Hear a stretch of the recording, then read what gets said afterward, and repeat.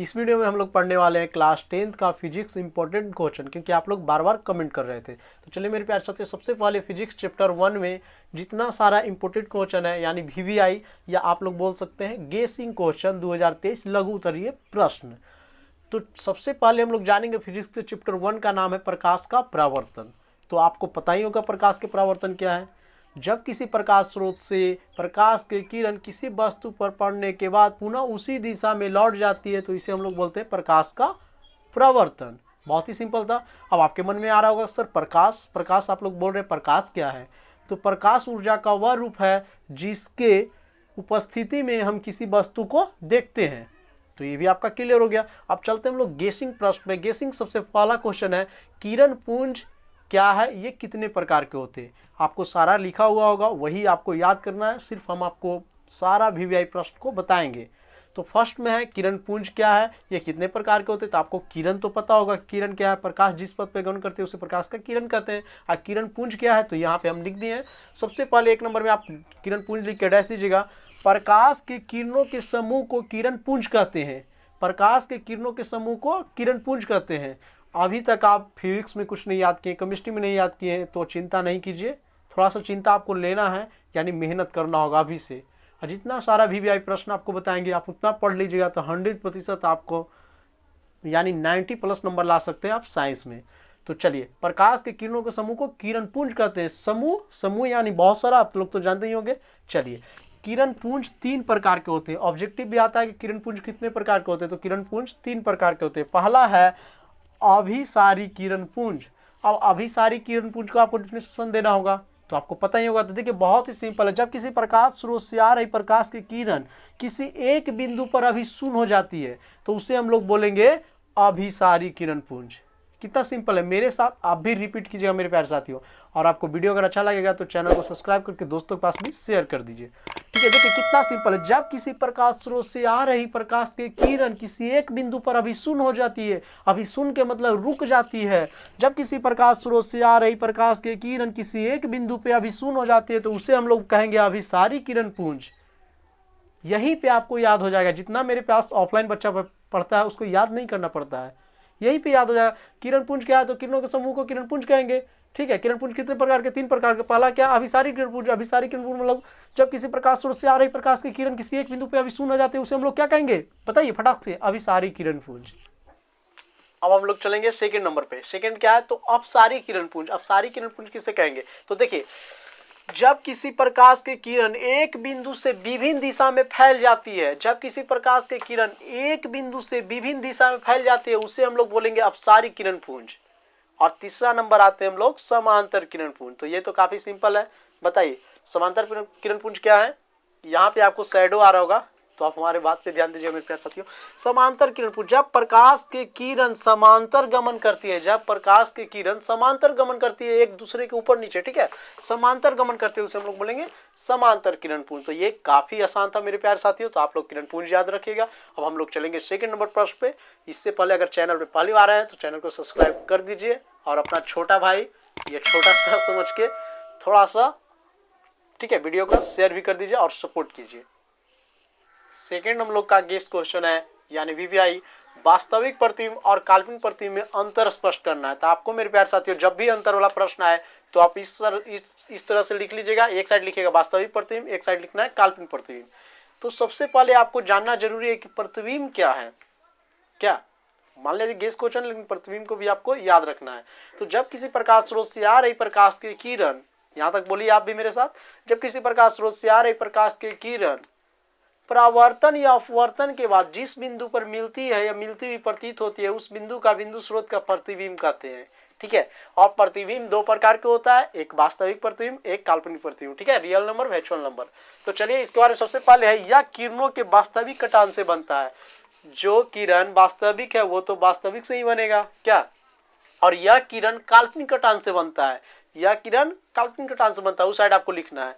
यहाँ पे अगर आपको शैडो आ रहा होगा तो हम बोलेंगे तो उस पर आप ध्यान रखिएगा, लिख लीजिएगा, और यह इधर से आप लिख सकते हैं। और सेकंड नंबर है, यह प्रतिबिंब उल्टा होता है। वास्तविक प्रतिबिंब उल्टा होता है लेकिन काल्पनिक प्रतिबिंब सीधा होता है। फिर देखिए तीसरा, इस प्रतिबिंब को पर्दे पर प्राप्त किया जा सकता है। यहाँ पे लिखा हुआ है इस प्रतिबिंब को पर्दे पर प्राप्त किया जा सकता है, और ये साइड देखिए इस प्रतिबिंब को पर्दे पर प्राप्त किया नहीं जा सकता है। क्या? चौथा, यह दर्पण के सामने बनता है, यह दर्पण के सामने बनता है। इधर से आप लिख लीजिएगा यह दर्पण के पीछे बनता है, सिर्फ पीछे की जगह यहाँ पे आपको सामने करना होगा। ठीक है, तो चलिए ये सब जितना भी प्रश्न मेरे प्यारे साथियों आप विश्वास कीजिए, किसी एक पे आपको विश्वास करना होगा। या तो आप जहां पे पढ़ रहे हैं वो सर पे विश्वास कीजिए, या आप हम पे विश्वास कीजिए।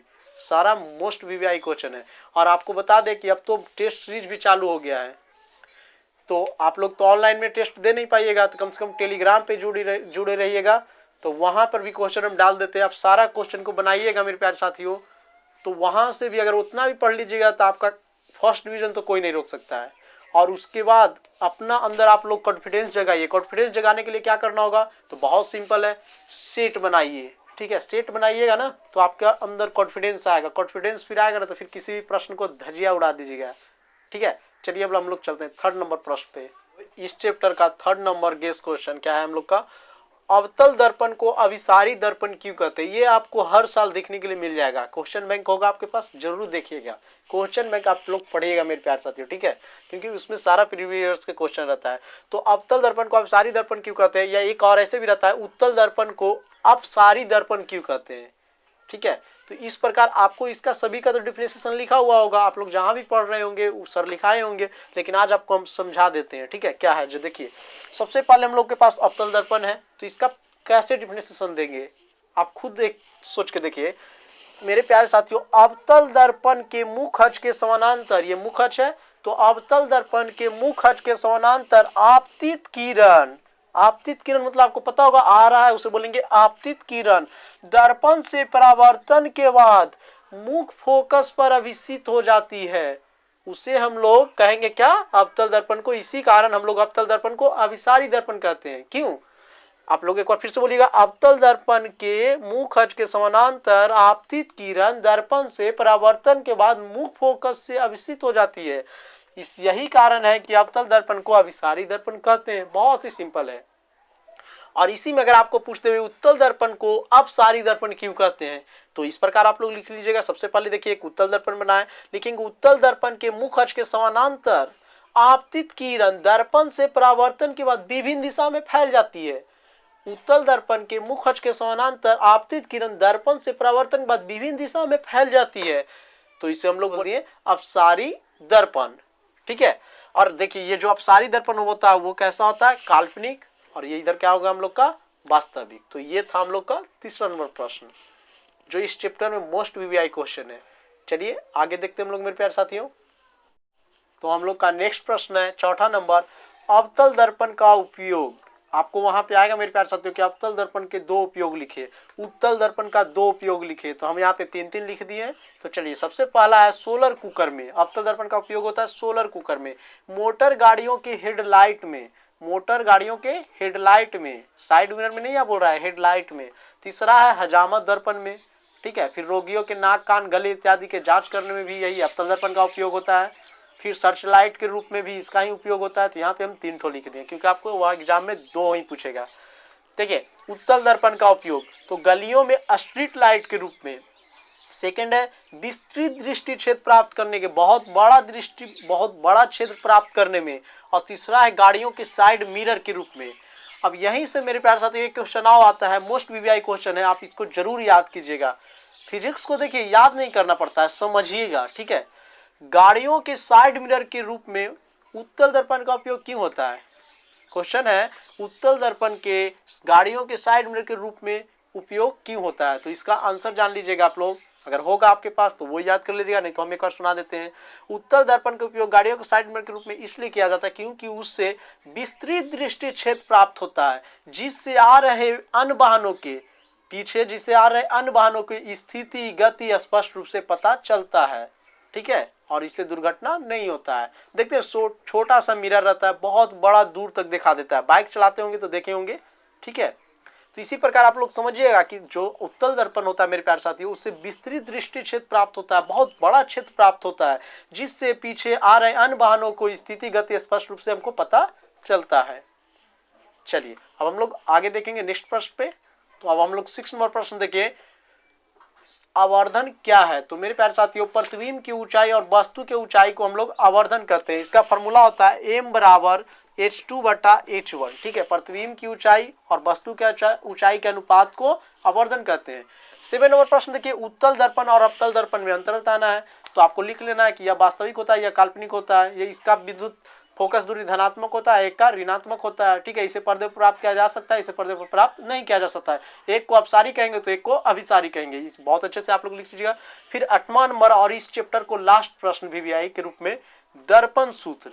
जितना भी दर्पण सूत्र है आप लोग याद जरूर कर लीजिएगा, लिख लिख कर उसको। देखिए दर्पण सूत्र थोड़ा सा बड़ा हो जाता है, अगर आपके पास है तो अच्छी बात है, नहीं है तो आप लोग कमेंट कीजिएगा, तो दर्पण सूत्र भी एक दिन सिद्ध कर देंगे।